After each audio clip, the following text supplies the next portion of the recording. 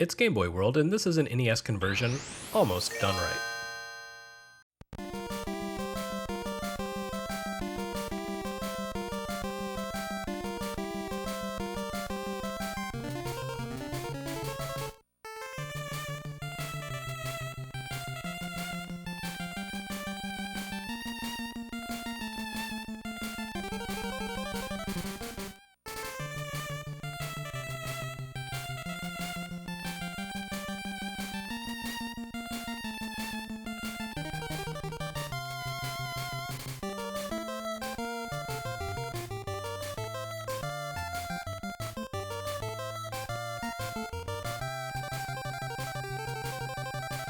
If I could travel back in time to the early 90s and give Game Boy developers one piece of advice, it would be, well, probably buy Apple stock. But if I could share two pieces of advice, it would be that straight NES to Game Boy ports are a terrible, terrible idea.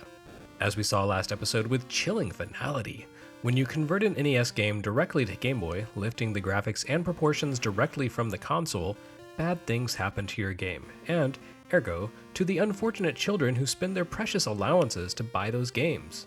Do you want to make children cry, you monster? It was entirely possible for Game Boy hardware to play home to NES caliber experiences, and even games that were better than anything that appeared on NES. But you couldn't get there by simply cramming your NES graphics and program code into a Z80 assembler and hoping for the best. And any developer who tried played a key role in Game Boy's reputation for being a weak, junky, inadequate system. No, making a great Game Boy release posed a significant challenge and demanded special effort. Those developers who took the extra time and effort to consider how a conversion from console to handheld would best work, they were the real heroes. And they gave us games like Double Dragon.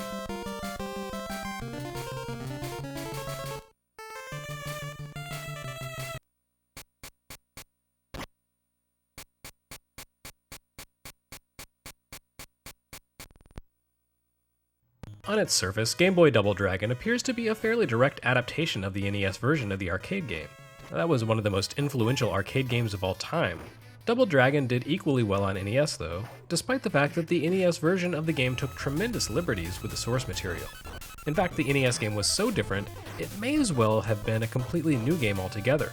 The arcade version had been a fairly straightforward brawler, offering two-player cooperative action and hilariously unbalanced combat design that led to both cheap deaths aplenty and equally cheap exploits like elbow smashing your way to a near-instant victory. The NES game retained the coin-op's general design.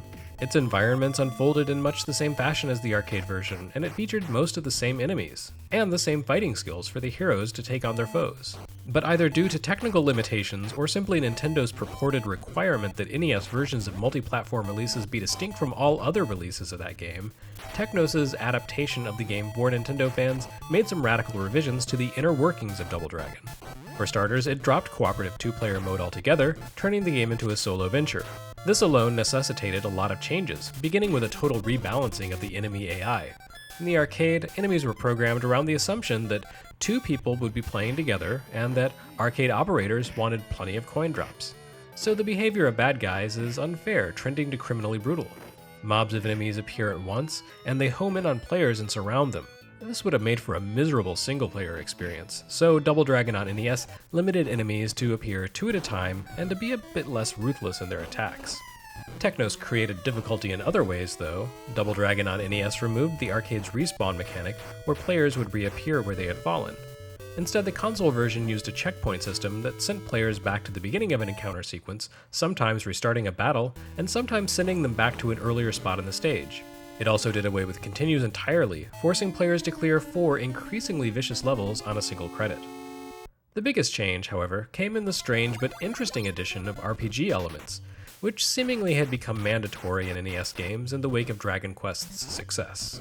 Technos would soon come up with far more meaningful RPG mechanics for a brawler in River City Ransom, but Double Dragon kind of felt like a dry run for that project. The idea was that the player would begin the adventure at experience level 1, and for every 1,000 experience points they earned, protagonist Billy Lee would gain a new combat skill. You began the adventure with nothing but basic punches and kicks, eventually earning techniques like jump kicks, uppercut finishers, a nerfed elbow smash, and the godlike spin kick. Unlike in most RPGs, you earned experience not by defeating enemies, but rather by landing attacks, with more experience points dispensed for landing riskier moves. A kick was worth 15 points, for example, while a punch was worth 20, as a trade-off where the punch is shorter range and lower power. While an ambitious design choice for a simple linear game about punching guys, Double Dragon's level system had the curious side effect of turning the NES port into the world's first brawler where you had to grind for experience.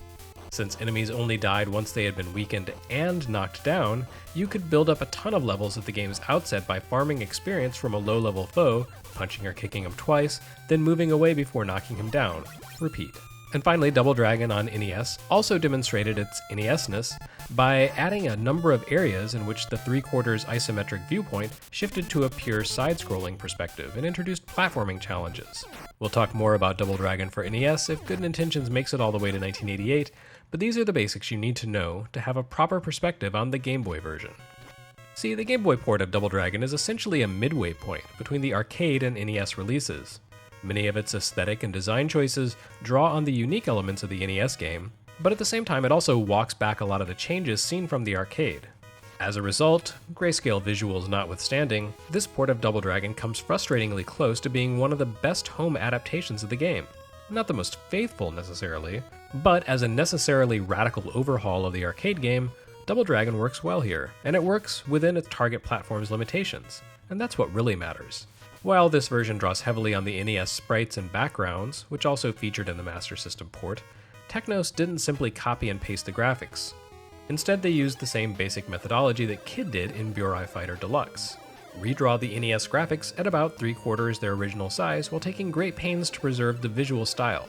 So at a glance, Double Dragon on Game Boy looks almost exactly like a grayscale rendition of its console sibling. Look more closely though, and you'll discover that Game Boy's sprites are more compact, standing several pixels shorter than the NES characters. This does result in a few noticeably distorted sprites, particularly a Bobo, who is already pretty weird looking on NES. For the most part though, it's a compromise that doesn't leave the game feeling compromised, if that makes sense. The characters don't have as much space to move around as in other versions of Double Dragon, but this is a case where that doesn't matter so much. The slow pace and in-close combat of this brawler allowed Technos to trim the edges of the screen without making the game any more difficult. They also made a handful of thoughtful gameplay changes to reflect the change in visuals. For example, the Game Boy adaptation does away with surprise ambushes where a Bobos burst from walls to attack. Since you don't really have enough room to keep your distance, enemies in this game appear from either obvious doors or else from the edge of the screen. Double Dragon on Game Boy still carries over a lot of NES-specific design elements, though. It features an even higher proportion of sequences in which the standard 3/4 perspective becomes constrained to side-scrolling that prevents lateral movement.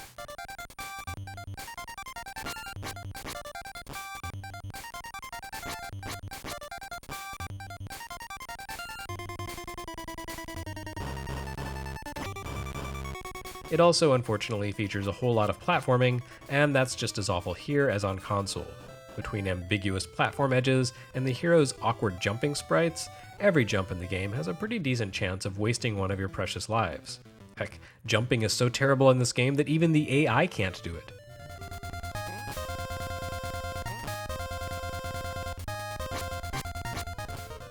Instant death hazards are always awful, but especially in a game that only gives you 3 lives and no continues. Yes, alas, here we come to this release's fatal flaw, the shortcoming that keeps it from being a breezy, fun classic and turns it into a brutal chore. As on NES, Game Boy Double Dragon does away with the idea of continues. This change made the NES game crazy hard, but almost unbelievably, the Game Boy version is even harder. Technos made a single minor change here that renders a phenomenally harsh NES game into a soul-destroying Game Boy experience.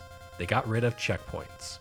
The NES game was short on mercy, but it did at least give players one small courtesy. When they died, they'd only be set back a short distance, often to the beginning of the current encounter or challenge.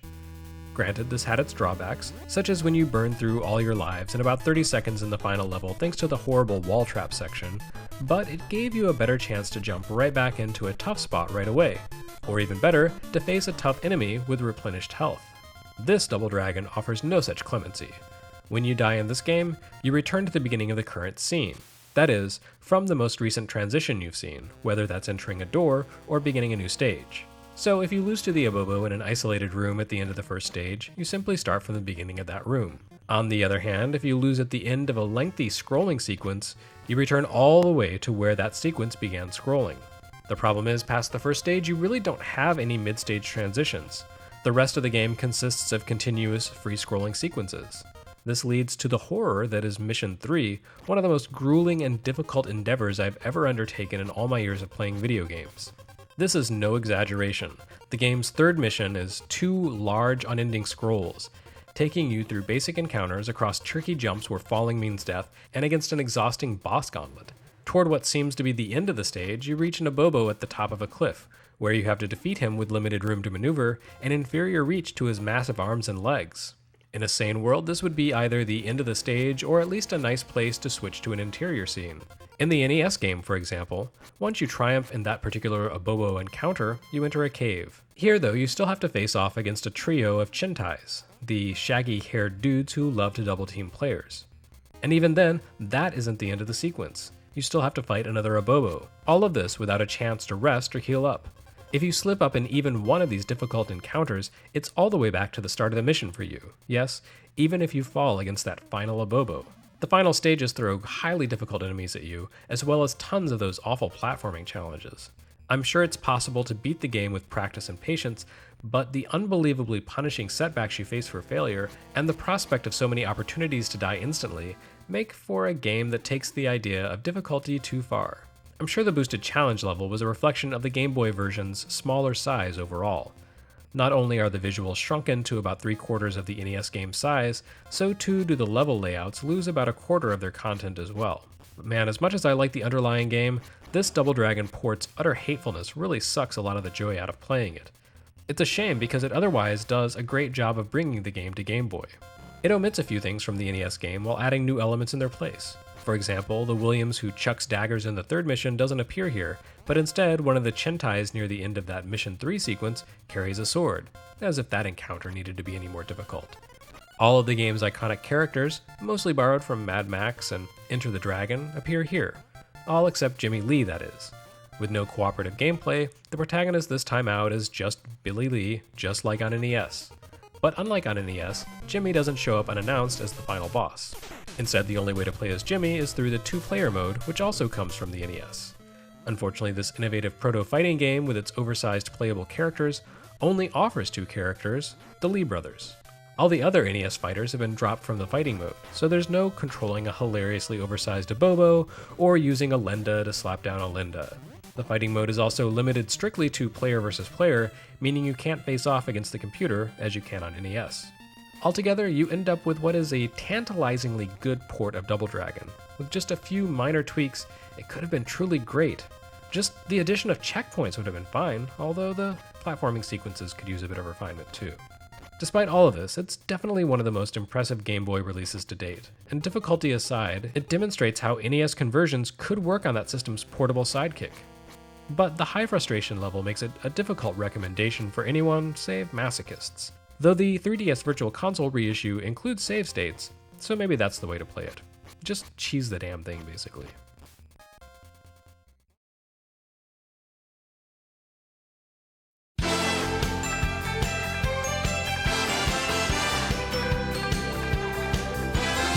Next time on Game Boy World, one of the system's strangest movie adaptations ever.